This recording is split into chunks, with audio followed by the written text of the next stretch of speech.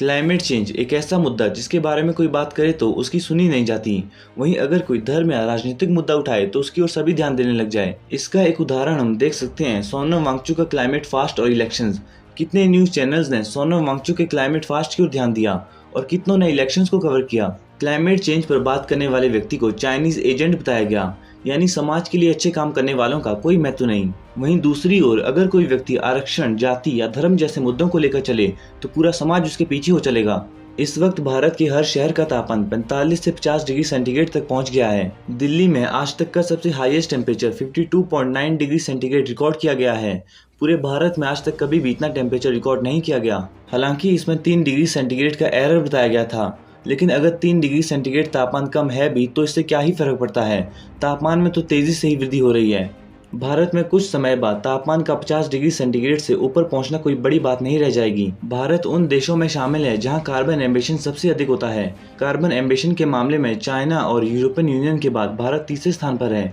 हालांकि per capita carbon emission यानी प्रति व्यक्ति कार्बन उत्सर्जन के मामले में यूएसए 17.6 टन के साथ पहले नंबर पर और रशिया 13.3 टन के साथ दूसरे नंबर पर है। मतलब इन दोनों देशों में हर वर्ष प्रति व्यक्ति द्वारा इतने टन कार्बन एमिशन किया जाता है। भारत में per capita carbon emission 2.5 ton है, जो कि यूएसए और रशिया की तुलना में काफी कम है। लेकिन यूएसए और रशिया की पॉपुलेशन भी भारत से काफी कम है। भारत में क्लाइमेट चेंज के साथ साथ ह्यूमन एक्टिविटीज के कारण दूसरे जीवों का काफी शोषण हुआ है।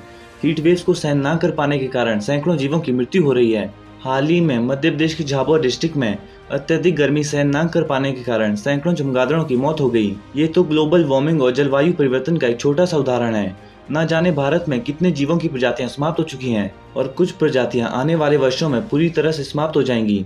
जैसे इंडियन वल्चर, पिग्मी हॉग और बंगाल फ्लोरिकन जैसी प्रजातियों पर विलुप्ति का सबसे अधिक खतरा है। पिग्मी हॉग सुअर की एक बौनी प्रजाति है। भारत में सुअर की ये प्रजाति पूर्वोत्तर राज्यों, विशेष तौर पर असम में पाई जाती है। वर्तमान में इस प्रजाति की कुल संख्या 150 ही बची है। इंसानों द्वारा इसकी भूमि पर अतिक्रमण इसकी विलुप्ति का सबसे बड़ा कारण है। अंडमान में पाए जाने वाली श्रीयू की प्रजाति कुछ ही वर्षों में विलुप्त हो जाएगी। अंडमानी श्रीयू के लिए सबसे बड़ा खतरा समुद्र का जल स्तर बढ़ना और सुनामी है।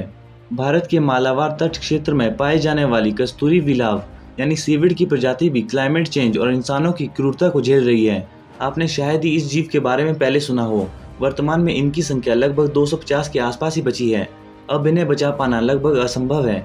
इसके अलावा अरुणाचल प्रदेश के नमदफा नेशनल पार्क में पाए जाने वाली गिलहरी की एक प्रजाति फॉरेस्ट आउलेट, जो कि भारत में पाए जाने वाले उल्लुओं की एक प्रजाति है, और बंगाल फ्लोरिकन जैसी प्रजातियां आने वाले 2-3 वर्षों में समाप्त हो जाएंगी। भारत में बंगाल फ्लोरिकन की संख्या लगभग 600 के आसपास ही बची है।